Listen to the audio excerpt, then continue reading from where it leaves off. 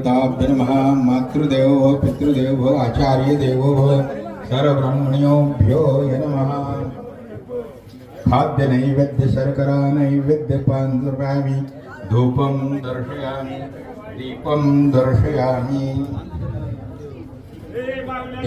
इकडे माऊलीची प्रतिमा, महाराजांची प्रतिमा आहे का?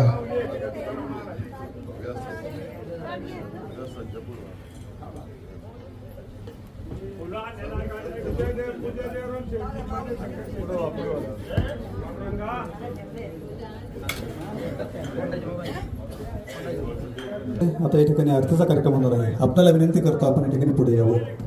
कुलदेवता स्थानदेवता भ्य नमः। आता यानंतर